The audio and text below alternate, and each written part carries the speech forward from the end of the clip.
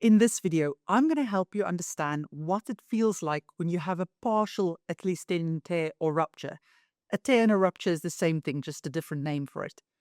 We'll talk about what the typical signs and symptoms are of when it happens, what tests are the most useful, and if you do have to go for a scan, what type of scan is best. For those of you who don't know me, my name is Maryke. I'm one of the physiotherapists from treatmyachilles.com, where you can get online physiotherapy assessment as well as treatment of any type of Achilles injury, all done via video call. If you want to know more about our online service, have a look at the description of this video. I'll put a link to the website there. There are 3 steps that doctors and physios typically follow to try and diagnose an injury. These are also the steps we tend to do with our online patients.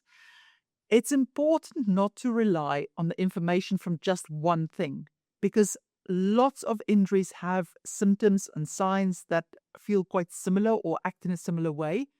And what the research shows is if you rely on just one, you're likely to misdiagnose an injury. But if you put several elements together and they match up in a certain pattern, then you're much more likely to get an accurate diagnosis. So step 1 is having an in-depth conversation about how did this injury start and what are the symptoms you're experiencing at the moment and how do they react to different things you do. Because that already tells us a lot about what type of injury we're suspecting here. Then you look at specific movement tests that you get the patient to do and how their pain and symptoms react to those, because that helps to build the puzzle out. And then thirdly, if when you perform steps 1 and 2, there's a suggestion that actually there can perhaps be a tear, it's worth getting a scan. Now, why don't you just jump in and get a scan immediately? Because if you can see what the injury is, isn't that easier? Well, if you've ever looked at MRI scans or ultrasound scans, they don't actually give a clear picture like we picture in our minds it should be. You can't just look at it and go, oh, that's definitely a tear, or oh, that's definitely Achilles tendinopathy. Sometimes you can, but in a lot of cases, injuries can look very similar on a scan, and you can even see things that's called artifacts. That's not true injuries, but they look like an injury just because of how the scan was taken on that day. So it's useful, or the doctor and radiologist actually needs the information from the symptoms and the signs we spoke about in steps 1 and 2 to interpret the scan accurately and know what they're looking at. With the Achilles tendon tear, the way that it usually tends to happen is that there's a sudden incident. Now, this might mean that you're doing your activity, you're walking, you're doing a sport, you're dancing, and suddenly you feel a sudden sharp pain that you think, oof, what happened there? It might not be sharp, it might just be, ooh, did I injure something? And then you can actually continue a little bit, but then eventually you've got to stop. Or it can be that you hear a really loud sound and like a bang or a gunshot, and everybody's looking around what happened there. If you heard something like that, it can often mean that actually you've got a complete rupture. So if you heard a loud bang or gunshot, or it felt like somebody really kicked you in the back of the Achilles, I would go to A&E immediately, hospital emergency center, so that they can check it out, because the chances are you've actually got a complete rupture, not a partial tear. Now, this is different from Achilles tendonitis or tendinopathy that tends to set in gradually over time. With the tendonitis, you would typically feel the pain gradually come on during a session, or it's only afterwards that you've sat still and then get up to go and you think, oof, that's feeling quite tight and uncomfortable now. Or typically the next morning you get out of bed and you think, oh man, why is this now so stiff? But you can't remember any sudden incident from the previous day that could have contributed to this. It's also very possible, if you've had Achilles tendonitis for a very long time or tendinopathy, that you've had that grumbling pain all the time and then you have a sudden incident. That can also mean that you now have a partial tear on top of the tendonitis. The typical way that symptoms react when you've got a partial Achilles tendon tear is that it feels better when you rest it, and when you start moving on it, it becomes uncomfortable and the discomfort builds the more you're on your feet. And any movement where you use the calf muscles usually can irritate it. So we're thinking just walking, the faster you walk, the more uncomfortable it usually feels. Going up and down stairs can cause trouble. Running usually hurts. The size of the tear will also determine to an extent how uncomfortable it feels. Sometimes if somebody just has a tiny tear, they can do quite a bit of walking around without feeling any discomfort. So it just depends on the size of the tear. If you've got a complete rupture, it may actually not be that painful because the pain is generated from the torn ends being pulled slightly further apart. Whereas if the tendon is fully torn and you pull on it, there's nothing really to create the pain. So then it can be quite pain-free. And I've had people have an argument with me who didn't want to go to hospital about it, saying that, but it's not painful. But then it has turned out to be completely torn. So just because you don't have any pain doesn't mean that it can't be completely torn, but you have to have the other things. You would have had a significant incident where you felt, oof, trauma that could have torn it, and you would see quite a lot of swelling and bruising if that is the case. To come on to that, if you have a partial tear, you can see a bit of puffiness or swelling in that area. If it's a small tear, there won't be much swelling there. You will likely not even see any bruising come out if you've got a smaller tear. If you've got a larger tear, you may see bruising come out a couple of days later. And it's often not where the injury happened, but slightly lower that the bruise comes out because gravity pulls the dead blood down. But not all partial tears have bruising. Most of them have some extent of swelling, but like I say, if it's a small one, it might just be a little bit of puffiness you see. Usually stretching the calf muscles and the Achilles tendon also causes the pain to increase and feel uncomfortable, and that's why walking barefoot tends to be more uncomfortable than wearing a shoe with a slight heel on it, because if you've got the heel on, it lifts the heel, because it's lifting the heel, it shortens the Achilles tendon, reduces the stretch on that injured area, and it's a happier tendon. Now, in some cases, you may also feel a bit of tingling or numbness or funny sensations in that area. And that just indicates that you've likely also pulled your sural nerve, the little nerve that runs in that area. You've given it a stretch injury, and now it's irritated with life. And again, it doesn't like to be stretched. That usually makes that tingling and everything worse. But if you put the heel slightly higher, it tends to reduce it. And that will also recover as your tendon recovers, as long as your physio takes that part into consideration when they work out your rehab plan for you. The other thing we're interested in is the medical history. And this is because there are certain medications as well as genetic conditions that can actually predispose your tendon to a tendon tear. And the first of those is we would usually ask you about, have you taken any antibiotics or are you currently taking antibiotics? Because there's a specific type, specifically fluoroquinolones. Now, fluoroquinolones is the big name for the whole group. And under that, there are different subtypes of that. And ciprofloxacin, I think that's how you say it, the short name is Cipro, is one of the common ones in that genre or that family that's being prescribed. And that can actually affect tendons to the extent that you can more easily tear them or get really bad tendinopathy. So if we hear that you've had that in the last 6 months, it doesn't matter if you've had it longer back than that.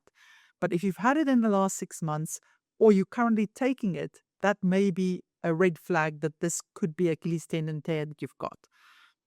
Also, if you are somebody who's had to take corticosteroid tablets or even inhalers, if you're on asthma or you get respiratory infections or for some other reason, that can sometimes affect tendon health. Definitely also if you've had an Achilles tendon injection of corticosteroids directly into the tendon or close to the tendon, that can actually predispose you sometimes to getting a tear. Other conditions like diabetes can affect tendon health and make you more prone to getting a tendon tear. And then lastly, if you've had chronic Achilles tendinopathy or tendonitis for quite a long time, so you've had a grumbly Achilles that sometimes it hurts, sometimes it's okay, kept on training on it, that can actually cause the tendon to lose a bit of strength, and then it makes it easier to get an Achilles tendon tear. So any of those elements in the history can just make us understand or help us understand that, okay, there are certain things that could have predisposed you to getting a tear, which may make it more likely. Now, understanding your current level of activity that you can do without much discomfort and also your eventual goal doesn't necessarily help us distinguish between whether this is a tear or not, but it can help us understand if you do have a tear, what the likely extent of it is or how large it is and what the best type of treatment could be. Because if you can do quite a lot of activity without much discomfort, then it means that you likely have a very small tear and it's stable and it should react really well with conservative treatment, that it doesn't have to be such aggressive treatment of in a boot for a very long time or anything like that. It can be a less aggressive type of treatment and get you back to normal more quickly. The goals are important because that helps us structure your rehab plan and understand where we actually have to build you up to eventually. We have got videos about what the best treatment is for partial Achilles tendon tears. If you're interested in that, have a look at the description of this video. I'll put links to all of the videos that's relevant there. The two main types of movement tests we do for Achilles tendons are ones that contract the tendon and ones that stretch the tendon. Now, within these categories, there are several versions of different tests, and you will pick the ones that's most appropriate for the patient depending on their symptoms and how sensitive they are and how strong they are. So if you don't suspect a tear, you just suspect Achilles tendinopathy or tendinitis, and it's an active person and it's not very painful, you may even get them to hop. If I suspect it's a tear, I may sometimes not even perform any physical tests and just send them directly to have a scan, depending on how bad it sounds to me.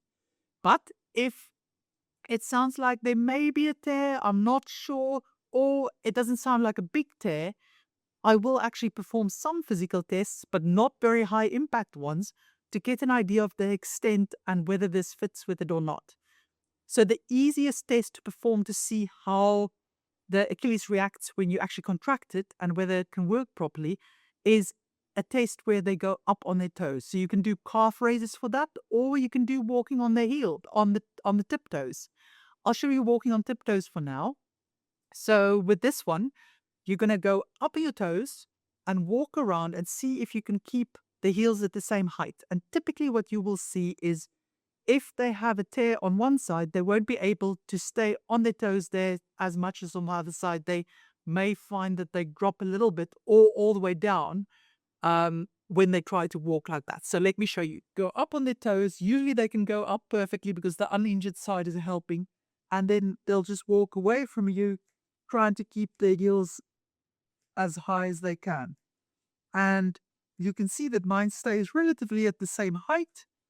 If I had a tear, you might see that actually this one, as soon as I take all my weight on it, it just doesn't want to stay there or drops significantly. Just because it drops doesn't mean it is a tear. If you have quite significant Achilles tendon pain, it will also drop because your brain will just go, well, we don't want to use the Achilles, it's too painful. So you have to combine the test result with what you know from the history. If the history told you that it is likely a tear, but the person can walk on their toes, it might be that it's a small tear, but I have seen the odd case of a significant tear where somebody could still go up on their toes, up and down. It just caused quite a bit of discomfort. So the history of how it started still is one of the most important things for me when I diagnose whether or decide whether somebody needs to go for a scan or not. Then also, stretching the Achilles tendon, if it's a tear and it's a partial tear, tends to cause discomfort in the Achilles tendon. Again, if you've had Achilles tendinopathy or bursitis, you'll know that that can also hurt, especially if you've got an insertional Achilles tendonitis. So it's not a very accurate test, but if you stretch it and it doesn't feel painful, and it didn't sound like a complete rupture during the conversation, then it's unlikely to be a tear. But again, you can't completely rule it out. So the tests are useful to understand, is this likely to be a large tear? Is it a small tear if it is a tear? But you can't really rule a tear out through the tests or rule it in either. If you suspect from the history that there might be a tear, then a scan is usually the right way to go. The best and most useful scans to diagnose an Achilles tendon tear or rupture are MRI scans or ultrasound scans. X-rays should not be used to diagnose or rule out an Achilles tendon tear. Yes, you can see the Achilles kind of in an X-ray, but you cannot diagnose small tears or partial tears from there. And you may even miss a complete rupture if it's not showing up clearly. So you do need either an ultrasound scan or MRI scan. An X-ray cannot rule out an Achilles tendon tear. It doesn't matter if you have an ultrasound or a MRI scan, they both tend to show it up clearly.